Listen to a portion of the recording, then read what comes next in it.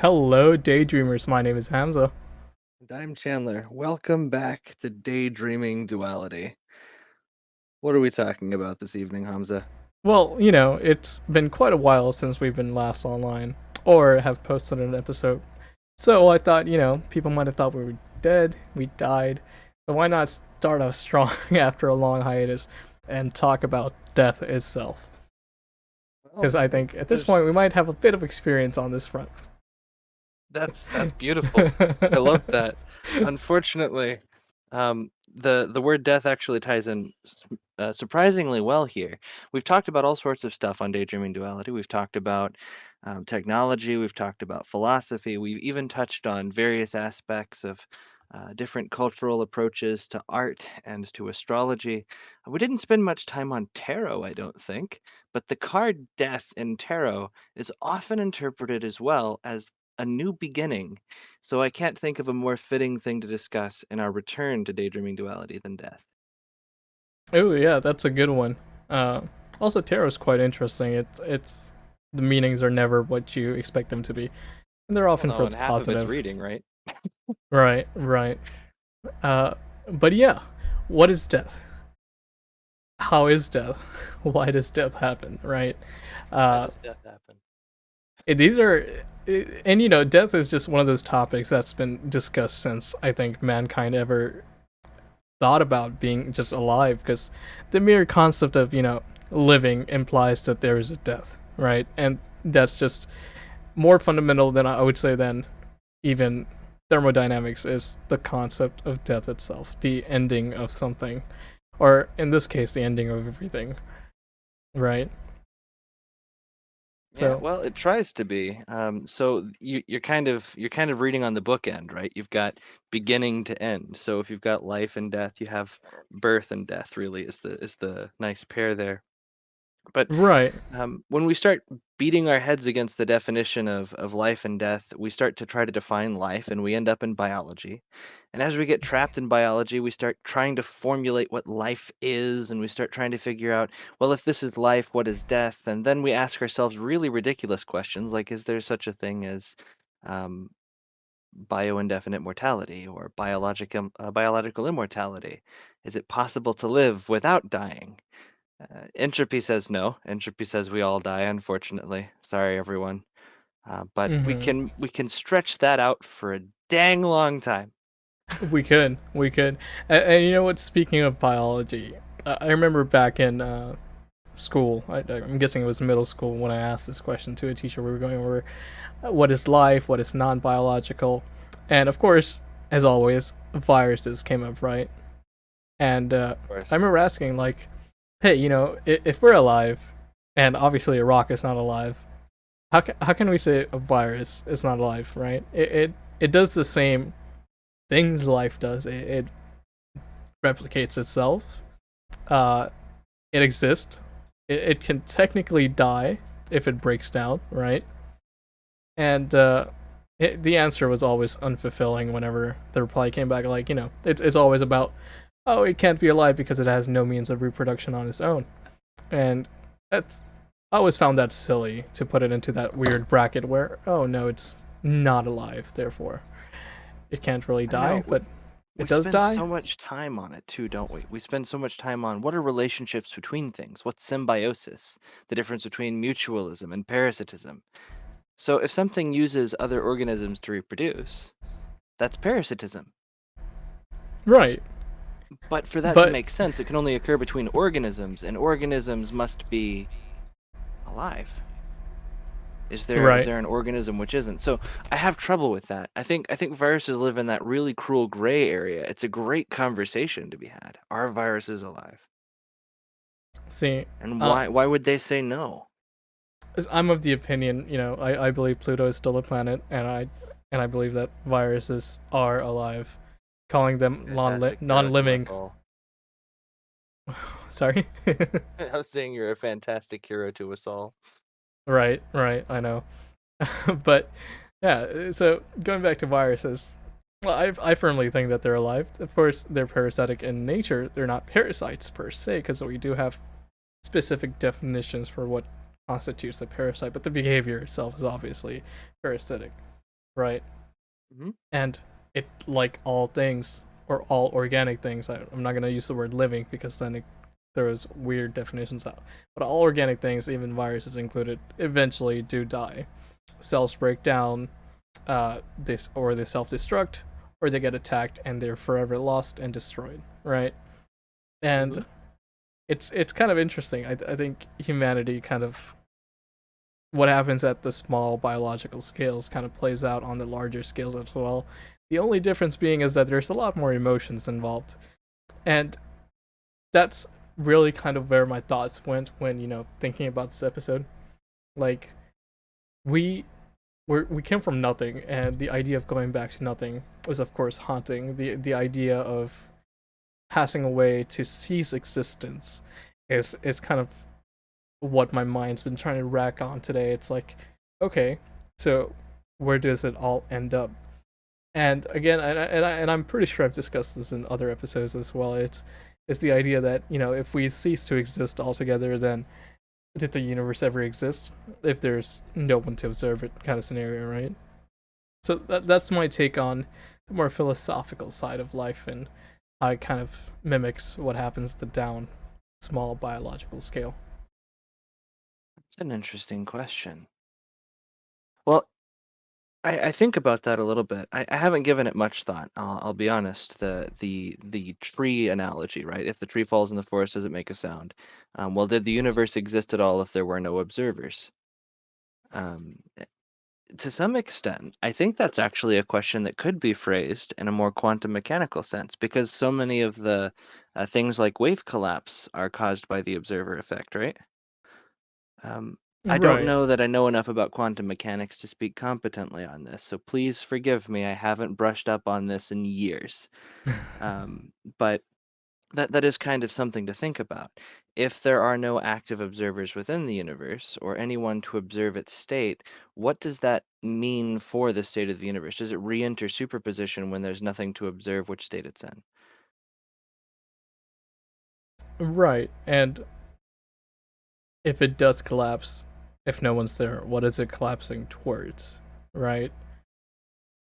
Because there is, and I think that's going down to quantum mechanics. It gets kind of weird because the Yeah. collapse happened, and I think that's one of the leading ideas right now. The collapse always happens, right? It's whether you observe it or not. Observing it just gives us a clear definition of where the collapse happened and what were the values involved in that collapse, right? But it still occurs. It's just not observed yet, right? Uh, it gets weird, but I think it's not being here in existence with this universe. It's kind of haunting, right?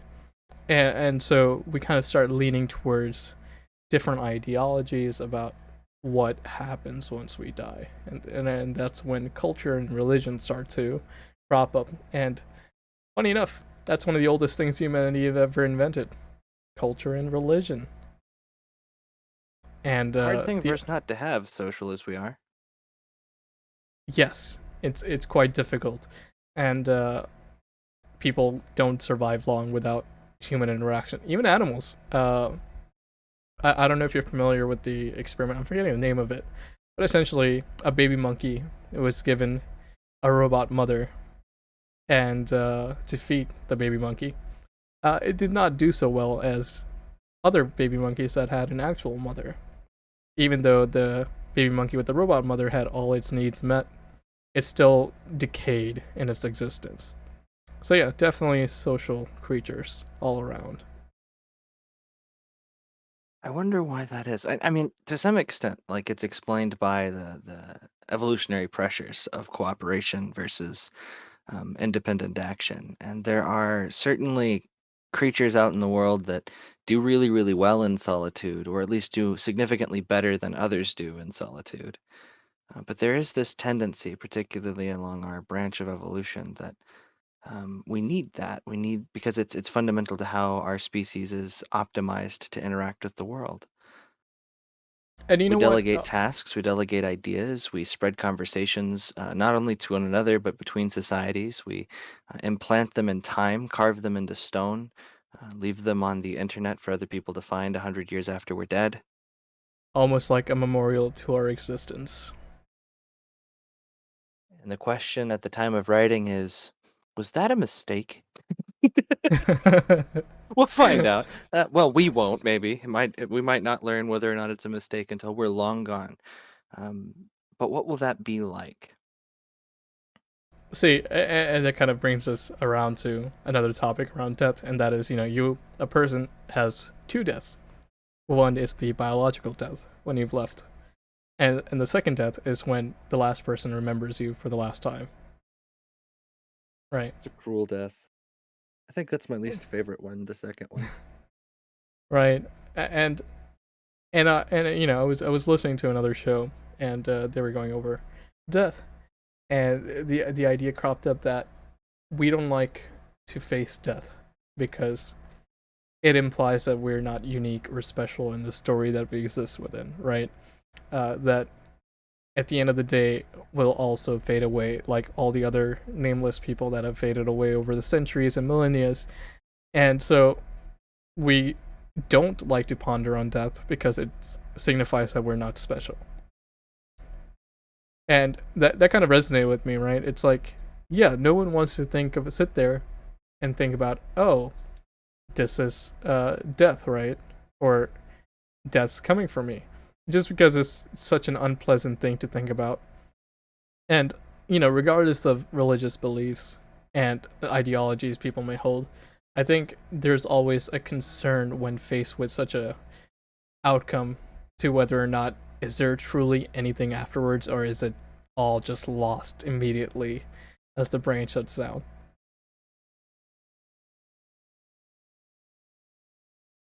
It's interesting the philosophical base that you're drawing from and the specific question that you've asked. They tie together in some fun ways. I wonder if I can tie them together nicely. We'll see. So the first area that you were looking at, the concept of fear of lack of specialty, or fear or lack of recognition, or a fear of obscurity, I guess is another way to frame it. That would probably Um, be the best way. it's an interesting thing because there's also joy in contribution to something greater. You find it in players of a marching band, or in actors in a troupe, a theater troupe, or in members of a research field in academia, or developers on a project, or whatever the case may be. Each and every one leaves a mark on something which is bigger than them, as wider spread than them, will last longer than them, has a greater impact than they could have individually. And I wonder if that joy in contributing to something greater comes from a resolution to the fear of obscurity, or at least a temporary resolution to the fear of obscurity. And being part of something that is other than me, is my death really the death of all of my contributions? Perhaps not. Perhaps now, rather than worry about whether or not the signal ends with you when your brain shuts down and all of the signals that are left in the gray matter shut down because of the apoptosis of all of the nerve cells, is that the end, or is it really that by contributing to something bigger than yourself along the way, that thing which you've contributed to, existing past you, is a way to exist yourself? Right, and I think to a certain degree, everyone strives towards that kind of commitment to contribute to a greater purpose, right?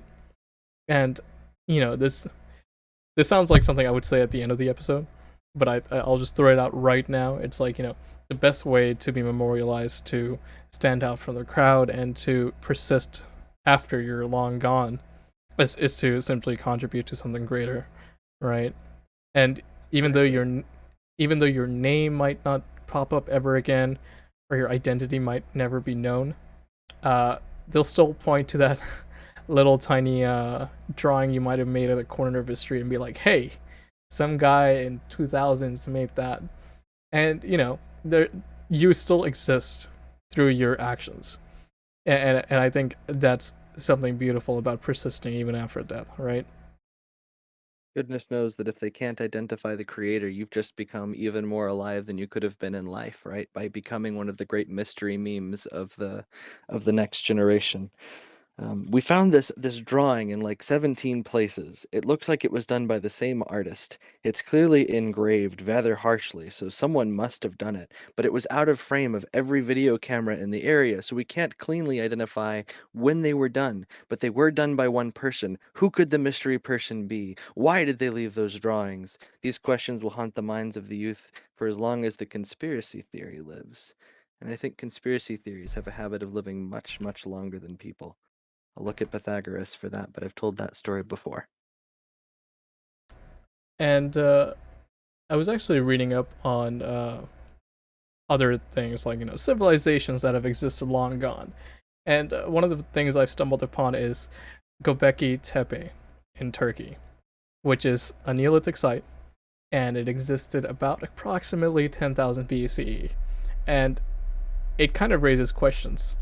And it's very funny what those questions are. It's they found structures, uh, defined structures with carvings on them of different animals, and uh, no one knows what the purpose of this structure is. And of course, like all ancient things, it gets even weirder. Uh, these sort of structures don't exist for another 2-3 thousand BC or 2-3 thousand years, simply because agriculture boom hasn't started yet, and for civilization to devote so much time to building these structures, it's like you can't be a hunter gatherer and still specialize because your energy spent hunting and gathering.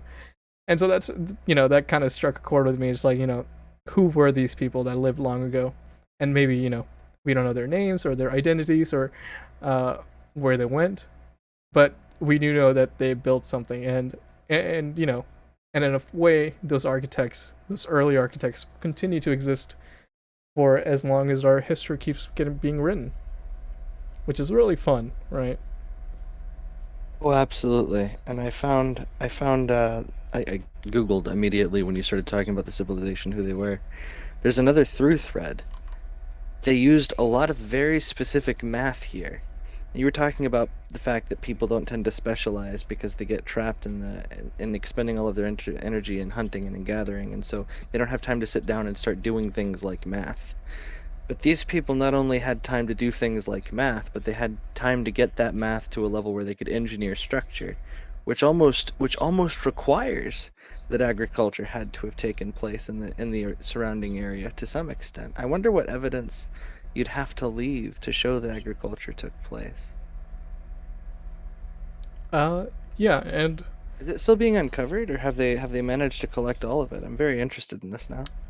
so yeah, I got further into it. Turns out that it's still being covered. It became a tourist attraction, so they're like, hey, we should make a walkway here so people don't just willy nilly go through this very important site. So they started digging for a foundation for that walkway, and they discovered even deeper structures. And that's how they came to a conclusion that it's a sprawl of cities on hilltops around this area, and it just further leads to credence. Like, oh, these guys were probably hunter gatherers, but how did they end up, with a city structure or almost a civilized structure? And of course, actual physical structures as well. When everybody else during that time was kind of just roaming the lands. I want to know so much. Okay, so can we slate sometime from now an episode dedicated to this particular group? I normally don't make these suggestions during the stream, but I want to put a pin in this. I want to come back to it. There's too much to talk about here, Oh, we and I did. fear And that. for the viewers out there, you can watch our ancient alien episode. Oh, is that the only place that we've? Well, let's actually look at this particular archaeological find, the history of the archaeology, what we can decipher from what we've discovered up to this point. Maybe see if there's anything that we can add to the conversation. It looks like a Oh, really for really cool sure. thing. Oh, yeah, no, it's definitely interesting. Uh, Also, quick question: are you familiar with Carl Jung's near-death experience? Carl Jung's near-death experience. I Yes. have not. I'm not. I can't say I am. Or at least I hope it was Carl Jung that I heard about. But yeah, near-death experiences. That's something that happens consistently, and it always has a consistent description, which I find really interesting. Right? It's all about your life flashing before your eyes. Uh, Often you're greeted by people that have already, you know, gone into the void to guide you, and they can't, or out of body experiences, which I just have a huge fascination with the occult and the this discussion. I love it. Right. So Well, I what are can't your help but thoughts? fall What into what it. what are your thoughts on these near death experiences and what people actually experience while going through this obviously horrible situation in their life, but nevertheless recovering from it? I really want to know more is my first inclination, but the there are many descriptions that come with them. Some of them give very, very spiritual descriptions of what occurs. Some of them describe events which are difficult to understand. Even for them who are describing it, they don't really know how to put into words some of the geometric or spatial ideas that they experience while they're enduring that. Some of them report no experience at all. We get people who have a near-death experience and come back as though they fell asleep and woke up with nothing in between. And I wonder, I wonder at what threshold of near death, how close to death you have to be um, to trigger the responses that some people have. And I wonder if there are chemical markers for those. My thoughts on the specific ones, the ones that are likely well documented that get talked about in the History Channel, among other places. I'm sure the History Channel covers them at this point anyway. No source there. But given their direction over the years, I'm sure near-death experience is there. Um, I Elephant wonder, pointed out DMT is definitely a chemical coming into our body once we're at that stage. ooh, and that we can introduce at an earlier point to get an idea as to what it's like. That gives you a gateway to experience near death without actually being near death. Very interesting. Yeah, and it's definitely a practice in Southern America, right? Or sorry, Latin America, With where spiritual people, implications. right, of course, and people take these massive dosages of DMT, and it's just from what I've seen in different documentaries, it just goes crazy, or at least for them. They're a mess on the ground from our perspective, but for them, they're transcending universes and times and just all forms that are known to mankind. So, really interesting. It's almost like, and you have to wonder, what is the biological uh, benefit of someone having such an intense trip when they're dying versus nothing happening at all. So, and those implications make me wonder things like why.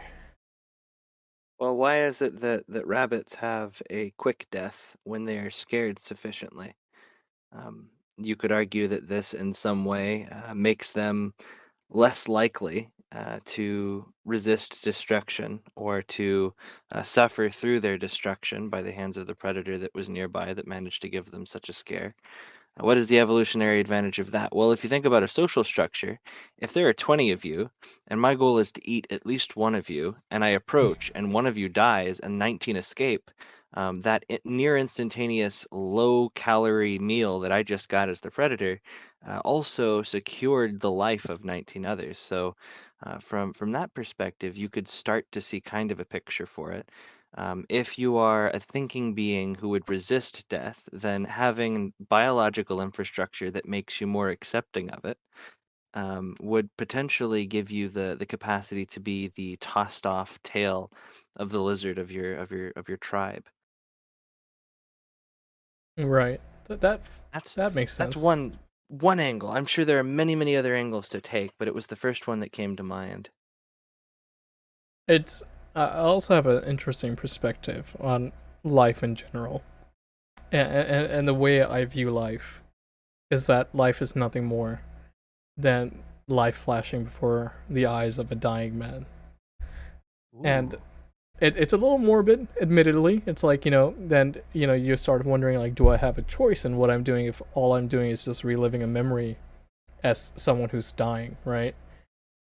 But uh, it makes sense. It makes a lot of sense in my head that that's all life would be, just you watching a slideshow towards the end of your life. So, and that also raises questions: is are you only conscious when that flashback happens? Therefore, you're observing it and you know it happened, or are you conscious throughout living it, and the flashbacks only happen to signify that you've lived this life? So a total summation of whatever you've done. So I love that. I love that feeling, that perspective that we are only observing the events after the effect, and we're attempting to make sense of and build sequential order of what would otherwise be an impossible to comprehend nest of superpositions of possible choices made across a lifetime. Because We are observing the collapse of the wave function, if you like. But there's a different take on that I really want to try to find my way back around to. And I'll start with a question. Are you familiar with the arrow of time as it's usually talked about in physics?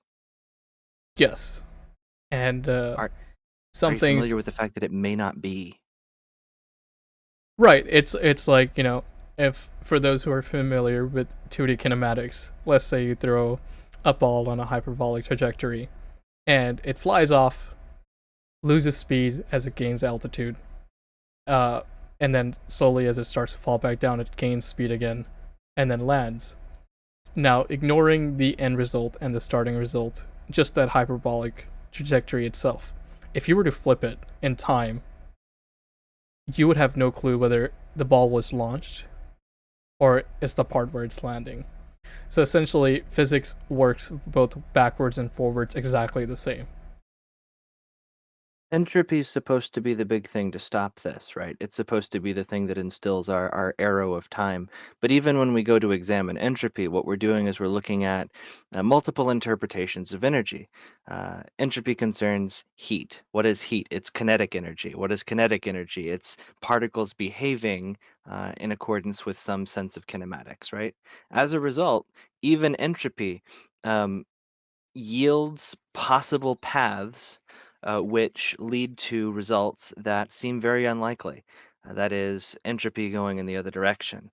And it gets hairier than that because for every path that a particle has from A to B, there is equally a path from B to A. So you might be tempted to say something like, well, the probabilities of a sandcastle forming in the desert by virtue of the wind flowing is so much less likely than dunes forming, and that's why we see dunes everywhere. But if there is a path to build the sandcastle, then there is a path to destroy it. And if there's a path to build the dune, there is a path to destroy it. And if there's a path to destroy it, and this is the critical part, then there is a path to build it. And so this reversal begins to be possible. And then you start to say, well, no, hold on, chemical reactions are one directional, right? Mm-hmm. But what chemical reactions are, at least as I understand them, is they are opportunities for the universe to enter a state where it wants to go to from one level of thermal energy to a lower level of thermal energy. And to do that, it has to increase its thermal energy to get over a hill to drop to the lower level. Well, if you have enough energy in a system, it can go back up the hill to its higher level of energy. And this happens. Most of the chemical reactions we think of as being one directional are actually happening in two directions at the same time. It's just that one's happening at a higher frequency than the other. And so you end up with something which appears to be moving towards one state. And these sort of state transitions have an entire section of math to describe them. Beautiful things. They show up in computer science. So now you may have noticed that there were a few comments that scrolled by from Elephane. Simulation. Well, then what happens when you have flashbacks of your own, nesting and threading? We come back to this idea of life being that thing which you watch near death. Is it us watching it, or is it the simulation ordering it? Are we looking, if you have a flashback in your flashback, and you have a flashback in that flashback too, are we looking at stack frames? Are we looking at recursion? Um, It's interesting that flashbacks come up, right? Because flashbacks, the way the brain handles flashbacks is really interesting. Rather than uh watching the original flashback, it creates a new reference for it. And essentially, oftentimes there's slight changes to that flashback itself, but Hmm. you're essentially forming a new flashback when you think back on a flashback. Uh, and so our brain doesn't do nesting on flashbacks. It actually just creates a new copy of it and it delivers it back to us. Well, we still enter a frame and then leave that frame, right? So what I think I'll put it in computer science terms because I know that that is the bulk of our initial viewer base, right? So the idea is that when we have a flashback, we've kicked off an initialization state. We need to construct a new frame to enter. What we Mm-hmm. have are a collection of facts about that situation. And we have constraints from our experience that would help us resolve those facts into more facts. And so through constraint resolution, we now have a much richer body of facts that exist within the scene. And based on on our understanding of behavior and of those events, we abstract even more. So if I know that at the start of the conversation I was happy, and that you were happy, but at the end of the conversation both of us were upset, I can infer from that. I can resolve from that that at some point something must have happened, which changed our state. And if I know our usual conversation patterns well enough, then either it could have been a mild disagreement, or it could have been that we both encountered something together. That happened by some third party's action that set us both down a negative trail. And if we look at that negative trail, I'm sure I've already started to build up enough information that you can remember at least one event where a third party sent us down a several week long negative trail, right? Um, and it may have involved the Yes. destruction of code, but we'll not go into specifics there. I just the vision comes back now. You remember, oh, that's when I was sleep deprived. I had to have been sleep deprived then because I was working so hard on this other thing. And more facts from history build in and build in and build in. What color shirt were you wearing? It doesn't matter. I can infer mine. I was probably wearing a black shirt, right? Um, And it's funny you mentioned shirt because while I can't remember the specific shirt, I can recall the environment and crystal clear detail. Right, because it was embedded in, it was entrenched by the severity of the event emotionally, right? You might call that traumatic. Um, It was. and then how we handle flashbacks from events which were traumatic versus events which are not traumatic, how recollection changes along those two pathways, is something that's very, very interesting to follow. So we might have an episode on traumatic experience reconstruction or flashbacks or memory at some point. I know we talked about it for a little bit in a previous episode, though I can't for the life of me remember the name. Did you know that before we died to have our second birth here, we had nearly a full year of videos lined up? Oh yeah, and they're still on my hard drive. So maybe They're not someday, gone. maybe someday you'll have a flashback of all our episodes at once. It'll be the greatest delayed flashback embedded into YouTube one video at a time, or all at once. We haven't decided on that point yet. So if you've got a suggestion for us, the suggestion box is a great place to put it. But not only can you suggest how it is that we might produce this information, you might also suggest topics for future videos. We came up with a couple in the midst of this episode, and I've got a whiteboard around here somewhere that's still got some notes on it for a reasonable organization of some events down the line. But Right. we're always open to suggestions. And if all else fails, there's always ancient aliens and red giraffes to go back to. Don't think about red giraffes. Just don't put them in your mind. We want to remember the most important lesson about red giraffes is not thinking about them. So we'll go to a Right. user comment. Elephane says, we experience the present so much more vividly than our memories sometimes. So if we're just experiencing life flashing before our eyes, that simply adds intense complication to flashbacks in general. Obviously, memories are reactions, but really just humoring the idea that life is just one long flashback, it gets really confusing and fun. And That's I'll add some segue to the end of that. Suppose then, how vivid must the experience be when this flashback concludes? that's actually a really good point, right? Like, okay, memories are always degraded, so how can we be living a flashback without our lives being degraded to a sense as we observe them through the form of a flashback as we die? A lot of nesting going on there, but keep with me here. One of the things that I picked up in my psychology class is that humans are absolutely the worst at identifying and understanding their surroundings. Of course, It's we true. can we can look at a specific objects and define all its properties, right? Like in front of me, I have my controller, and it's black, uh, yada yada, right? But if you were to uh, ask me about certain things that I didn't have my focus on at that point, it might as well have not existed at all. So off to my side, you can ask me, hey, 2 centimeters from the edge of the wall, what size was the little speck that's on your wall, right? And I'd be completely lost because my brain considers that already useless information, so it doesn't waste time even trying to process and remember it, right? So This is maybe. in part because we have two mutually regulatory systems for processing the world around us. We have the intuitionistic, no, I shouldn't call it that. We have the, maybe I should call it the experiential system, and we have the cognitive system. And when the experiential system is in overdrive, it downregulates the cognitive system. And when the cognitive system is in overdrive, it downregulates the experiential system. The experiential system would give you an incredible environmental awareness at a cost. The experiential system works, 3 orders of magnitude faster than cognitive, but it's all of the input to all of your senses all at once and the snap statistical judgments from heuristics you've built through a lifetime of experience on what those things mean. So when you have heightened environmental awareness, when you're living in the moment, you're living more and you're taking in more, but you're storing less. And so when you switch back over into cognitive, when you want to reason about the abstractions that you've gained from that sensory input, you down regulate experiential. So I think your favorite experiment is the one with the basketballs, right? You Oh, have where two they're tossing teams. around. Uh, Yeah. are you talking Hmm. about the little video where they're tossing around the basketball, and you gotta count the Yeah. number of times people catch the basketball? But while you're counting that basketball being tossed around, it's an old video, so I'm just gonna go ahead and spoil it.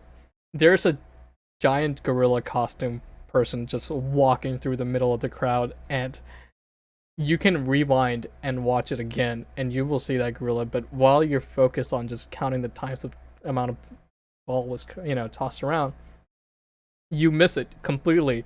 And it's such a ridiculous thing to miss, but it really shows how we can become hyper focused on certain elements of our environment and just completely lose track of everything else. It's because your cognitive system's downregulated your experiential system. And it goes the other way too. If you're in the middle of a fight or flight response, you suddenly will likely have realized that you realize what's going on around you a whole lot more in a lot more detail. And you're aware of paths to escape, and you're aware of paths that'll lead to confrontation. You're not really thinking through the consequences of your action. You're making snap judgments. You're moving quickly, and sometimes in this state, things can feel like they're moving in slow motion for you, in part because you're processing so much more quickly. This Oh, this my favorite example on that is one time in high school. I was walking to the lunch table, and misfortune would have it, I slipped on something that was spilled around the table. Oh no. And in that snap moment, right? The moment me falling to the ground probably took less than a second, right? But I swear, I remember it so vividly about how everything just slowed down in that moment. Obviously, there was nothing I could do to save myself, but it was quite an experience. I feel like everybody needs to experience that at least once in their life when everything just really does slow down to a crawl. Had a couple of those myself. One of them also a fall, funnily enough. This one Yeah. in a graveyard behind a hotel in Ireland. Ooh, Um, It was an interesting situation. A big mistake was made. I was a dumb child doing dumb child things like monkeying around where I shouldn't. I've of already told you course. I was in a graveyard, so you can really tell I shouldn't have done it. But there was this one concrete obelisk that was surrounded by I'm a gonna pause you metal. there Go before you go ahead. any further. Is there any destruction in property? No, Okay, continue. there's just destruction of my head. Um, Okay.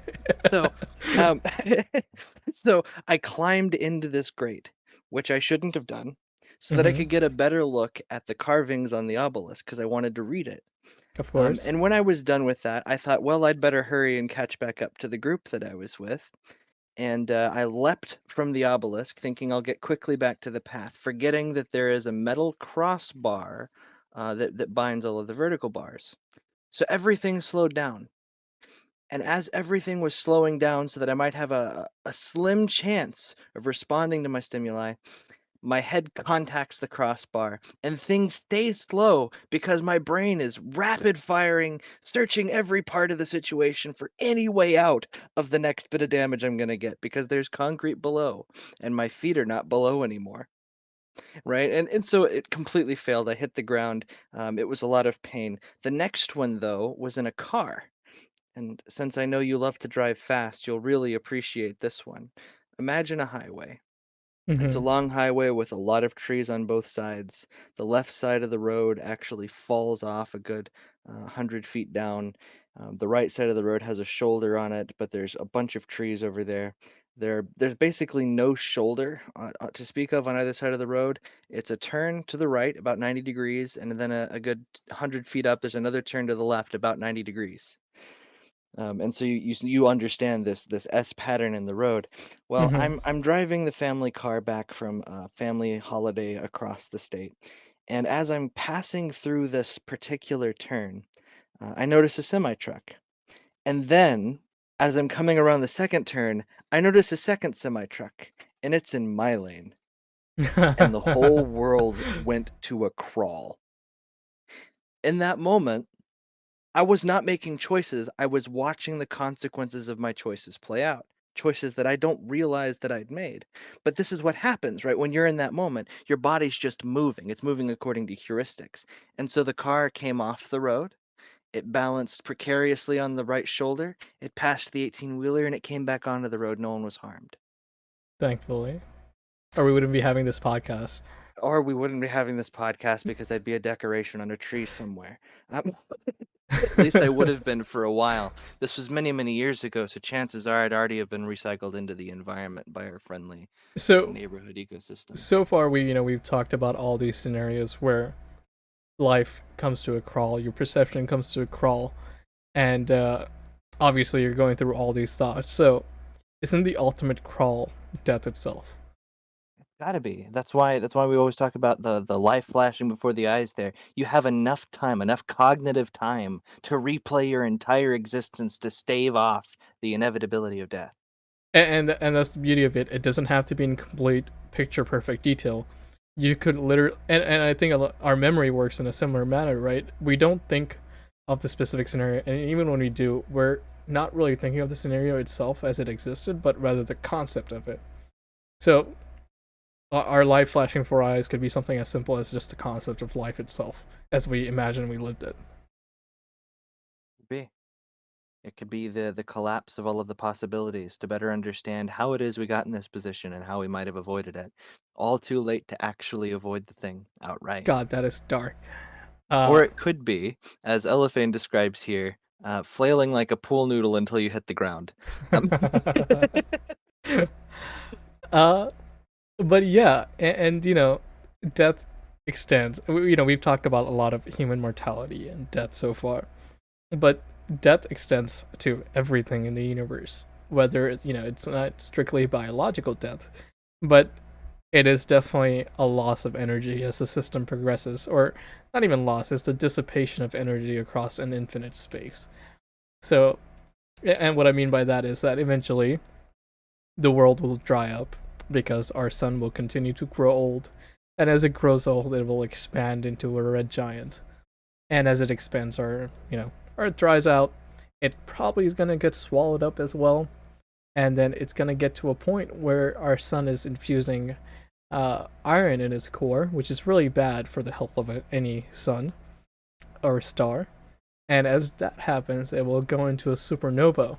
And I don't think our sun is strictly big enough to collapse into a black hole. It might, but chances are low. And so, even things as gigantic as the sun have an end. oh, and the ends just keep coming from there. Supposing Oh our yeah. sun doesn't collapse into a black hole, we end up either with a white dwarf or a brown dwarf. We have this nice little remnant which exists until it is processed by something greater. And at the center of our galaxy is Sagittarius A star, a beautiful, beautiful black hole, which is horrifyingly large and terrifyingly powerful and unimaginably hungry. In a way that has no real emotional sense to it, obviously, but it's constantly everything's falling towards it, missing a lot, thank goodness, for right now anyway, until we fall close enough that we can't miss anymore. But the brown dwarf, which is the husk that remains after the star dies, will fall into the or through the apparent horizon of the black hole. And so the black hole will take on its matter, take on its light, take on its energy. But this too has an end. Black holes die. That's why they're apparent horizons now, not event horizons. Because eventually, through Hawking radiation, the horizon fades because the matter inside is converted to energy, and that energy is radiated away. And when this happens, there is no more black hole. So when all matter in the universe coalesces into these black holes, and all of these black holes coalesce into one great black hole, or drift impossibly far apart and decay, Oh, and it's then not there just black there forms. holes. You're missing the. I think people always forget about the most interesting thing: iron giants, Oh my literally goodness, yeah, super gigantic planets, or you can classify them as planets, composed entirely of iron. And horrifying things. and the funniest thing is that even being consisted of something we consider to be super solid, something that's not gonna change, even that decays into nothingness. Or It's rather, beautiful it's and horrifying. right. That Uh, black veil comes. We should talk about Iron Giants. That should be. Look, we've got 3 episodes out of just coming back into a conversation, Hamza. right, right. Iron Uh, Giants are so rarely discussed. and I love just the idea of there being a massive ball of iron in space. It's so interesting. You're gonna hit the pressure necessary towards the center of one sufficiently large to force it into a liquid state. Inside that liquid state, there's going to be another one by even greater pressure forced back into a solid state, right? And so that Mm-hmm. you're going to have some free flowing liquid iron in the middle of a sandwich of solid iron and solid iron. But I wonder, is there any discussion about what happens when the pressure gets high enough that we end up with a plasma? Well, And I when we imagine have that problem, where do we go from there? I imagine any heat that does occur at a core of an iron giant is ultimately, radiated out towards through the layers of the iron giant until it reaches the surface. And no matter how minute that energy might be, it still ever so slightly radiates off of that surface. Black body radiation, unavoidable. Yep, yep. That's the word for it. So yeah, we exist in a universe that tries its hardest to end everything that exists within it. And Absolutely doing its best, isn't it? right, it's like the ultimate master plan. And even if it's not, ultimate, a heat death as it's called for the universe, uh, other possibilities exist of how the universe might go out. One of which is the fact we exist in a universe on 2020. Thank you, Elephant. That's perfect. For, 2022, Hamza. It was 2022. did I say 2020? You did. Oh I no. know that we're trapped in the pandemic and have been trapped in the pandemic since it started, no matter whether or not we consider it to be in its later stages, whether some consider it to be over. No one's left 2020 yet. We're all still stuck in March of 2020, and I don't care that it's October of 2022. We're still in March of 2020. It it's hasn't March. died yet, It's March but it will. 2022. Two. No, wait, hold on. Is it March? No, it's October. It's October, Hamza. Don't play that game with me. I almost believed you. Oh yeah, Can't no, believe this. I also have those things where I wake up and I have no idea what today's date or year is. Uh, I but love yeah, that. so going back to our universe dying because of heat death, and like I said, Oh, that's not the right. only possibilities. It could collapse back into a singularity all of a sudden at unimaginable speeds, and when I say unimaginable, I mean faster than light itself. breaking causality in a sense, but not because it's just returning to its original form. So things get very weird on a universal scale. But back down to human scale, do you think we'll ever beat death? As in, I know it's unavoidable that something might happen, an outside factor that might get to you, but internal factors such as old age, cancer, viruses, and just any biological threat from within that might take us down. You know, it's possible. It's I won't say that it's possible that we could outlast the universe because that's playing at rules that I don't understand. But can we beat our own deaths? Can we beat our individual deaths? Can we outlast ourselves? And we talked about a few ways to do that. We talked about being able to outlast the sort of the quick death, that is by being remembered after we're gone up until the second death when the last person who remembers us forgets us for the last time. And then a third death when the last thing we've contributed to falls out of human knowledge. Um, and then sort of perhaps the fourth death when the last human thing ceases to be. Right? Uh, There are many deaths that we can escape, but we escape always into the next death above it. we did escape just a little bit. I do want to say thanks, Wistro, for following our little podcast. Good game. Good game. I don't know if that's, honestly, at the end of the universe, do we get a GG well played? Is that what's going to God, happen? I really hope that when life You flashing have before good my manners. eyes, it's done, right? I sincerely hope that God enters the chat and it's like, GG. It's like, okay, it worked out. On the other hand, I hope the exact opposite. When I'm gone, I don't want to know whether or not people had GGs to throw around or Fs to throw around. At that point, I'm gone. It will keep my post-death uh, saltiness at an all-time low if I don't have to think about whether or not I was bad-mannered at the end or Yeah, you and know what I mean. just going back to the overarching topic of death, I think, as a topic itself, the reason it avoids discussion so readily, like, you're not gonna sit down with family and friends and be like, hey, so death, what's up with that, right? Uh it's because it makes us more a part of this universe than we would like. We like to think of ourselves as individuals and free thinkers that exist in a partition away from the universe, but also influence its outcome. But accepting death means that no, we're not influencing the universe, but rather just participants along for the ride. I think that takes us back to a quote that's been passed around from scientist to scientist for a very long time. Carl Sagan's take on it is one of my favorites. We are the universe, for a brief moment that gets to know itself. It's a wonderful wonderful idea, isn't it? We're just participants, but we are also, by participating, a mechanical force which drives something which we're not, and that's everything else. Yep.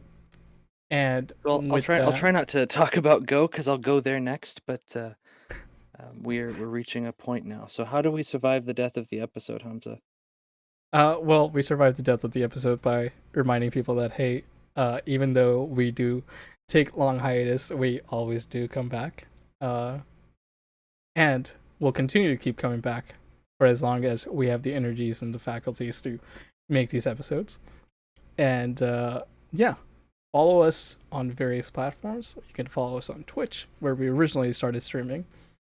Pretty soon as YouTube's being nice to us, we can start streaming on YouTube, and hopefully we can actually get to Spotify. Uh, so do follow us on Twitch and YouTube for now. We also have a Twitter at dduality. Uh, we haven't really posted there because we don't really have followers, but if it does get more followers, we'll definitely start posting more things there. Other than that, that's all I had. Chandler. Sure. The other way that this episode gets to survive its own death is by way of recording. So you can expect that sometime in the future, when YouTube decides to have its great flashback over daydreaming duality, this episode will be a member of that flashback and it will appear to be watched and listened to again. But if you'd like to shape the future of flashbacks that we have in our little daydreams here, remember that we do have a suggestion box. Feel free to give us ideas in the chat throughout the streams, or in comments below the recordings whenever this thing comes alive. We're obviously going to be scraping these things for a very long time, so long as ideas keep coming, and so long as we continue to have more ideas, there will be more episodes, and that will be one way to stave off our eventual death. But until then, all things come to an end. This episode is no exception. So, with that, thank you everyone so much for joining us. This has been a wonderful daydream, and we'll see you next time. Bye, folks.